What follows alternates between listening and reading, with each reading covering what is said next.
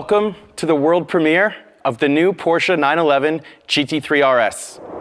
My name is Patrick Long. I've had the distinct honor of being part of the family for the last 2 decades, both on the racetrack and on the street. And every single time I've jumped into a 911 GT3 RS, I've left with a smile on my face and some pretty warm tires. I'm not going to introduce this car by myself. I have a great guest with me, Andy Preuninger, Hi. Father of the GT3. Nice to see you. Good to see you, Pat. So as soon as I walk in, there it is, the 996 GT3 RS. Yes. Car that we both started this company's tenure with. An amazing, amazing car. So close to the car that I drove on the racetrack. But then it got interesting. Yeah, well, the first 996 RS was a homologation special to homologate parts that we needed in the race cars that you were driving back then. In this case, it was steering knuckles and some suspension parts, and we built a whole new model around it and continued that way with the 997 GT3 RS, which got the wide body of the turbo, which was very distinctively looking, and even more aero, even more lightweight trickery. So it started the model range RS, if you put it like that. And on the next step was the second generation RS, which got a new engine, 3.8 liters of displacement instead of 3.6, more power, more aero, wider track front and back, and even more lightweight, like the carbon fiber stuff. So it was a pretty nice evolution. When I first jumped into the 991 RS, I thought to myself, how do they do it? How do they give you a product that you can absolutely punish on the racetrack lap after lap after lap? I recognize so much aero advancement, so much powertrain advancement, and always the aesthetics. You guys always raise the game with the aesthetics, which is a huge part of the emotional connection of these cars. An RS always has to be beautiful, absolutely. Next one was the current one, I would say, till today.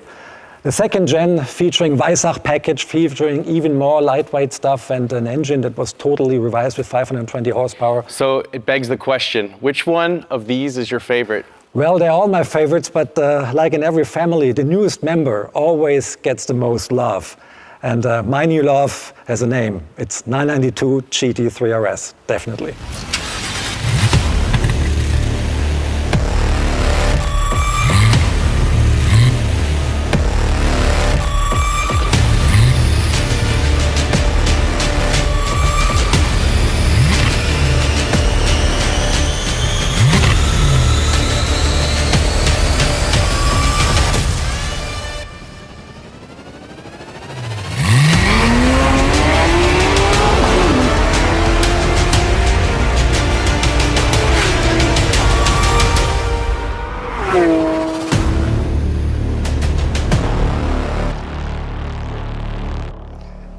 Doesn't this car look sharp?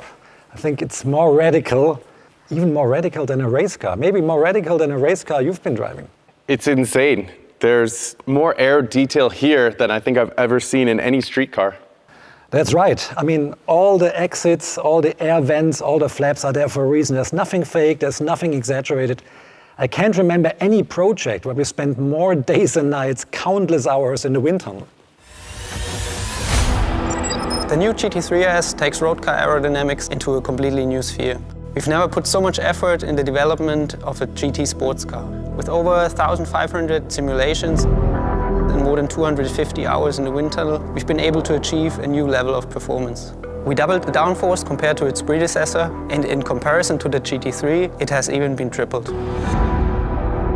This radical change in downforce is due to a new packaging of the front of the car. The 3-radiator layout is now a mono-radiator concept like we use in our uncompromising race car like the GT3R. The first time in our road car history, we have a proper high-performance front wing that is also fully active and infinitely adjustable. We can rotate the front flap by over 80 degrees, and this in just 0.3 of a second. By rotating the flap in high downforce position, we achieve the maximum downforce configuration, and the load on the front is raised to a maximum. We needed to increase the venting of the wheelhouse. The traditional outlet on top of the fender with the louvers was not enough anymore. A new passage for the air behind the front wheels was designed in order to increase the venting. Even the door design was affected by it. Not only does the new GT3 RS has turning vanes on the underfloor, they can also be found on the roof of the car. When the hot air exits the front radiator, it would just flow over the top of the roof and the engine air is affected by it. So we have a new hood outlet that pushes the air to the sides, and the roof fins continue this work and keep the hot air on the outward direction. The rear wing is of course huge. It is made of a fixed mainplane and the movable second element, the flap. Together with the active system in the front, we can reduce the drag by nearly 30%. When you press the DRS button, the DRS drag reduction system, the car turns the flaps into a low downforce position and you achieve the lowest drag of the car. The new GT3 RS is really a whole new milestone in road car aerodynamics. The combination of these two new aero systems, as front and rear, gives you the perfect aero balance and perfect aero setup for every condition on the racetrack. Unbelievable. In many ways, it suggests this car would be on par with an FIA GT3 race car. Yeah, I think from the downforce values it is. It produces 860 kilos at 285 kilometers per hour, which is a speed that you reach on a Döttinger Straight, for example, on Nürburgring. And just look at the father of all wings. It's towering so high above the car, it's even a little bit higher than the roofline of the car. I'm convinced this has to be the most extreme street-legal GT car ever. Absolutely. That was what we were aiming at when we began with the project. And the great thing about it is it offers such a great, rewarding driving experience on the track. It put a smile on my face every time I use it on the track, and all the development team as well. And that's a good sign that all the customers will love it too. I can imagine. That brings me to my next curious question about lightweight materials. Lots of those to be found on that car, even though we hide them away with paint. The ducktail is made of carbon fiber, as is the rear wing, as is the roof. We have very, very thin glass that is super lightweight all around the car. And for the first time, this car features carbon fiber doors, which shave off almost 5 kilos of the weight of the car. And they're integrated into the aerodynamical system of the car, having a different shape than the normal 911 door. And we have conventional door handles. Let's go to the front. Front fenders, carbon fiber, front lid, carbon fiber, and lots of bits on the suspension as well are carbon fiber or super lightweight materials. If you look at the interior, lightweight carpentry, extensive use of microfiber cloth.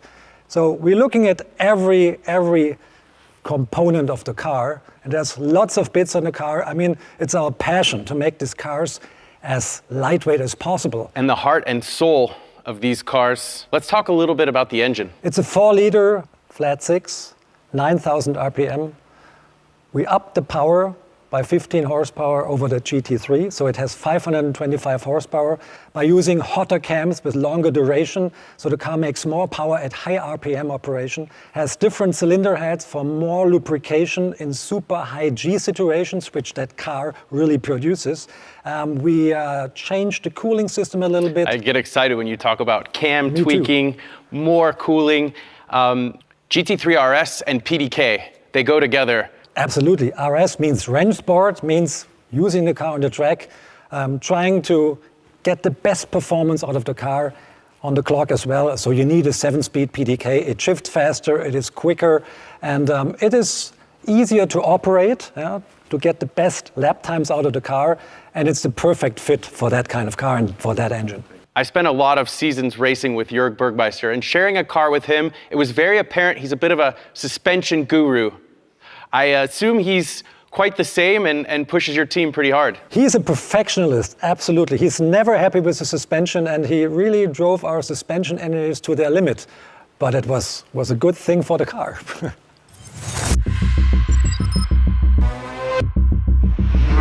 We're sitting in the new GT3 RS.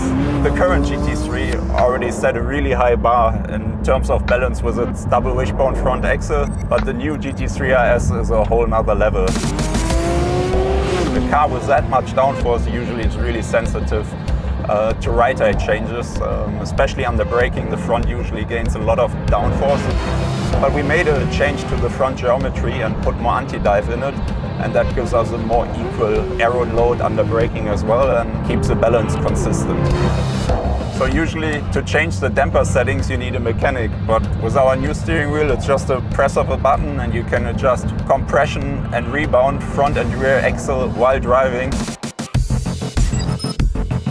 And it's a really big tool for a driver. You can adjust the car perfectly to any racetrack or tire conditions. So for instance, on a really bumpy track, you can go a little softer on the overall damping.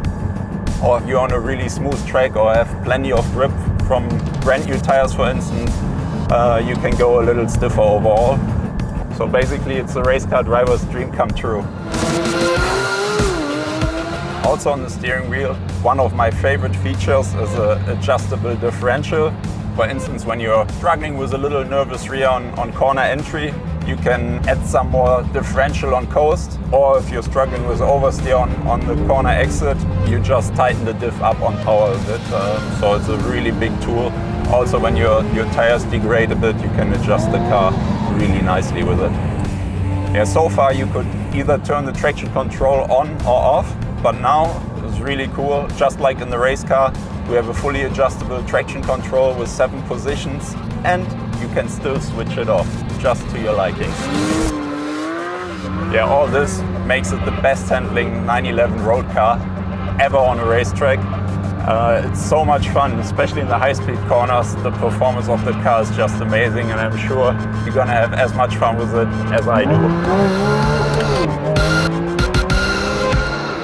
Pretty incredible. I want some of these features in some of my race cars. Yeah, it's a serious track tool. It's built for the track.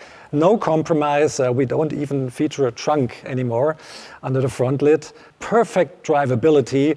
Incredible. This car is really built for the track, and I hope that all the customers are really using it on the track. But they should train their neck muscles a little bit, because you have to tolerate the G-forces the car throws at you. Well, you talk about the racetrack, and it makes me think about the Club Sport package. I assume that comes with this car. As a matter of fact, the car comes standard with the Club Sport package, which consists of 6-point harness, fire extinguisher, and for most markets, with a rear roll cage.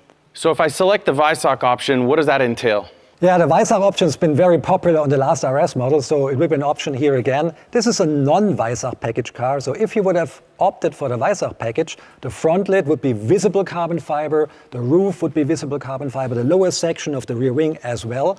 And we have bits in the interior as well, like the door handles will be carbon fiber, and even the suspension, the stabilizer bars front and rear, the transversal strut. Alone on the suspension, we shave off 5 kilos with the Weissach package. And another innovation, the rear roll cage for most markets will be in carbon fiber as well. Unreal.